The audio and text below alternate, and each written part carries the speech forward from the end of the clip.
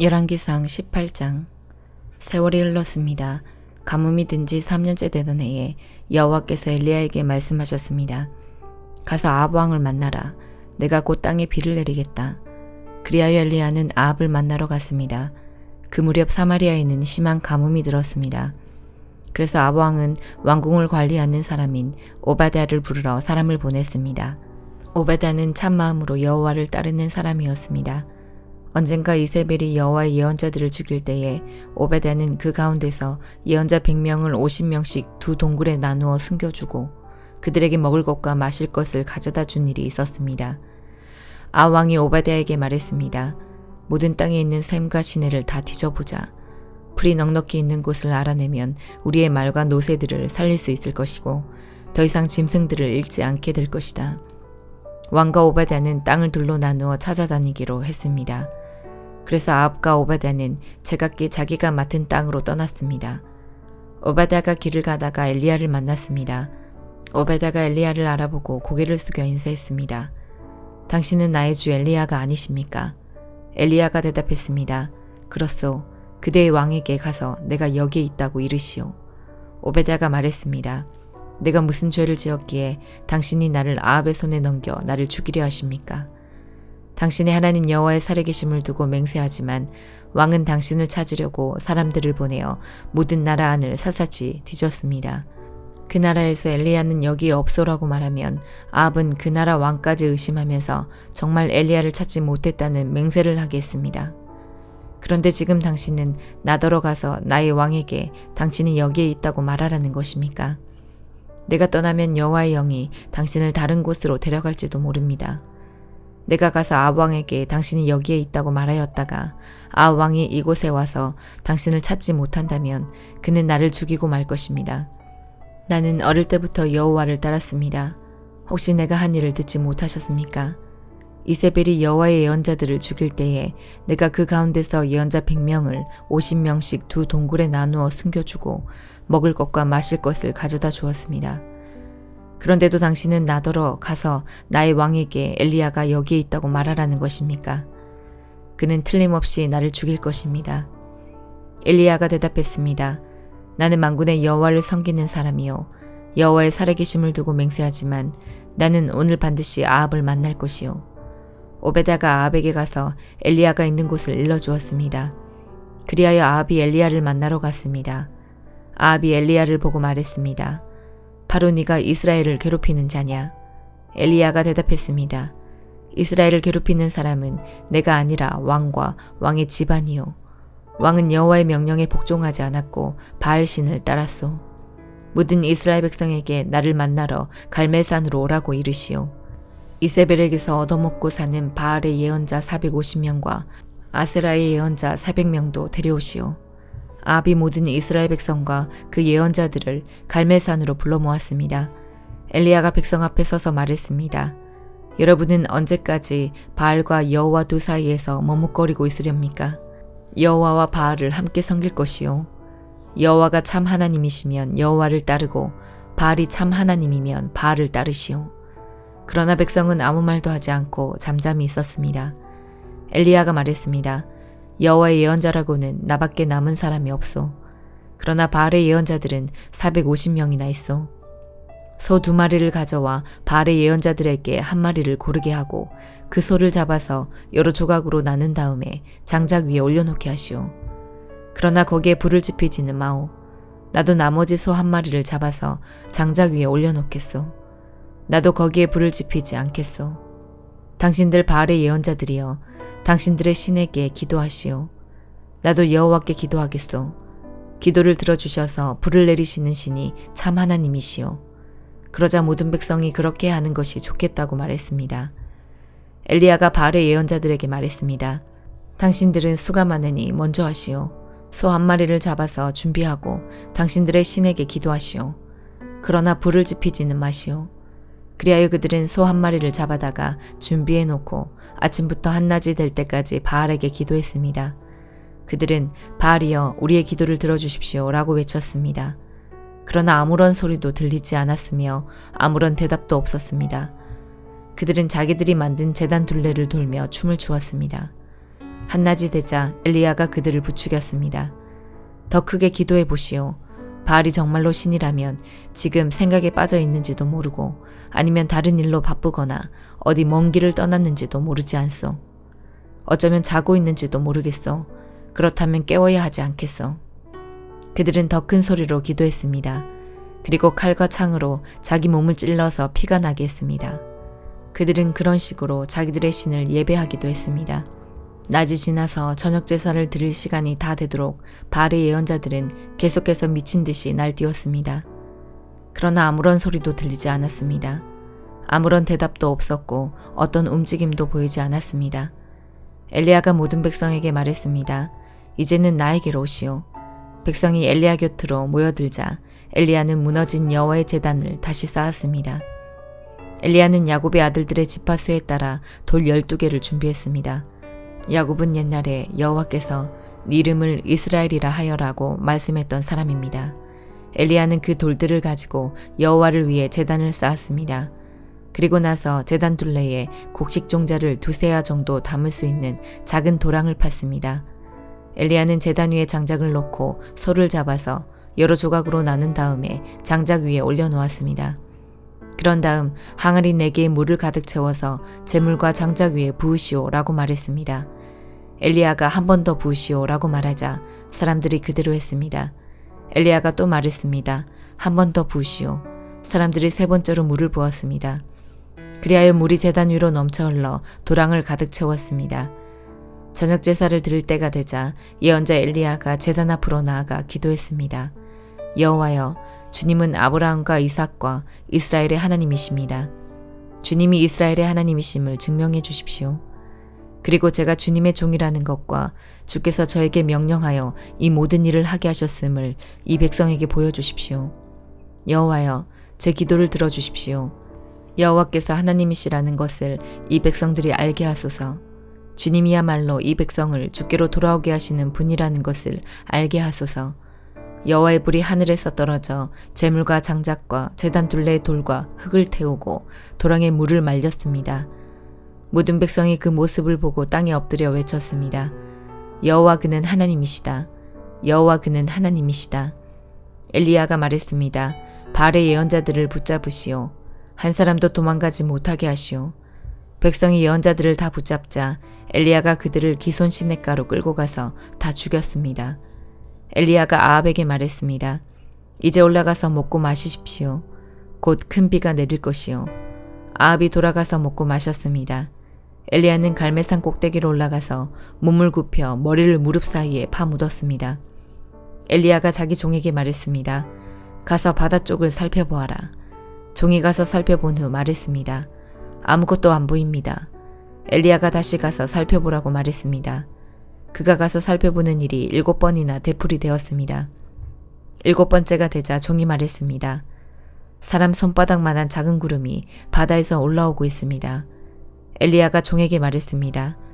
가서 아합에게 비가 와서 길이 막히기 전에 마차를 준비해서 당장 집으로 돌아가라고 전하여라. 얼마 지나지 않아서 검은 구름이 하늘을 덮었습니다.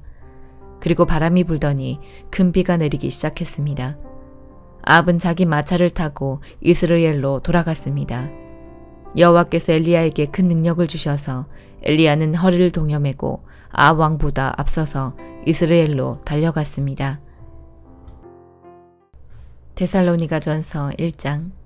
바울과 실로아노와 디모데는 하나님 아버지와 주 예수 그리스도의 교회인 데살로니가 교회에 편지합니다. 하나님의 은혜와 평안이 여러분에게 있기를 빕니다.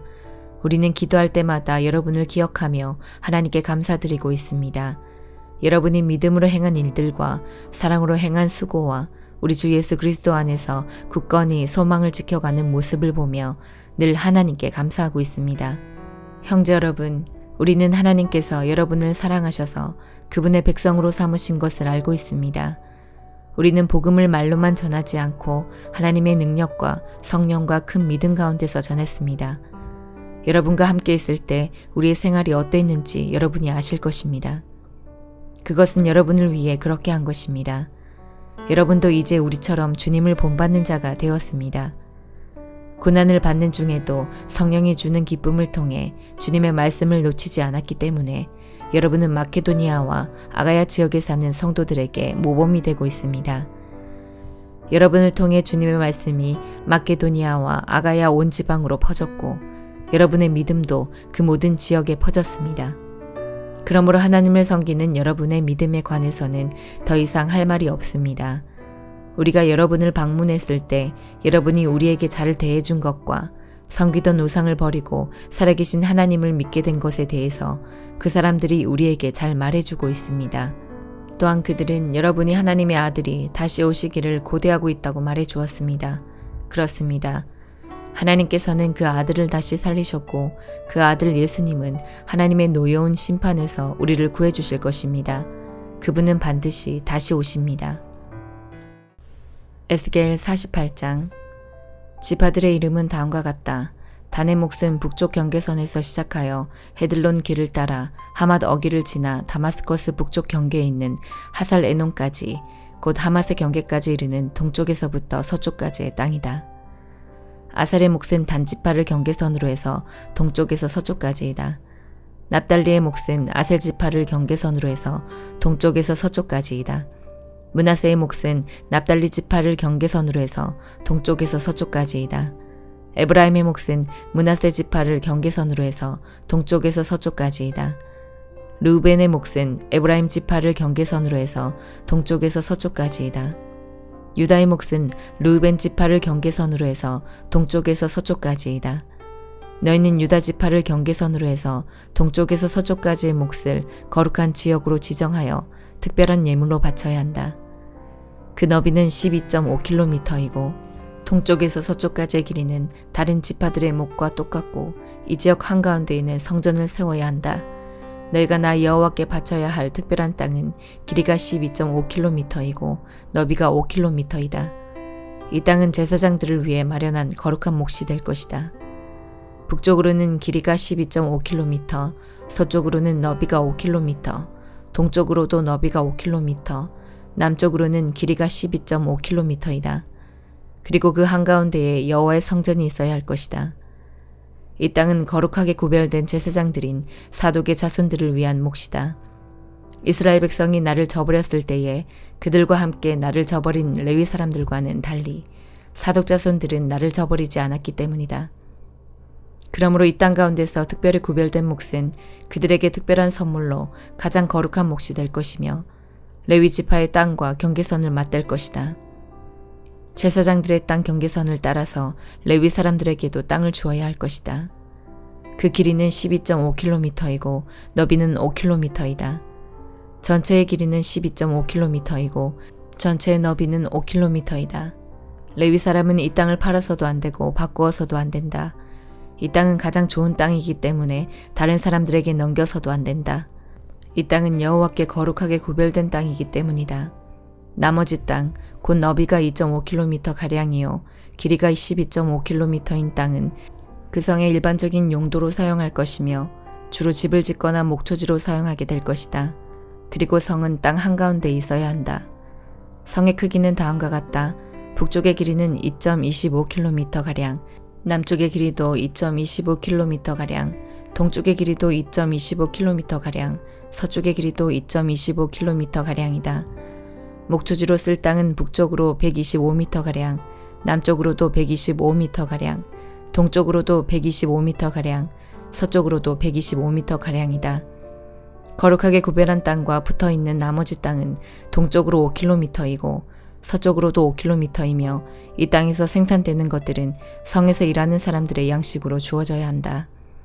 그리고 성에 사는 사람들로서 이 땅을 일구는 사람들은 이스라엘의 모든 지파로부터 온 사람들이어야 한다. 이 전체 지역은 사방이 12.5km 되는 정사각형이다. 너희는 성에 딸린 땅과 함께 거룩한 땅을 주님께 드리는 특별한 선물로 바쳐야 한다. 거룩하게 구별한 땅의 양옆과 성에 딸린 땅의 양옆에 있는 나머지 땅은 왕의 몫이다.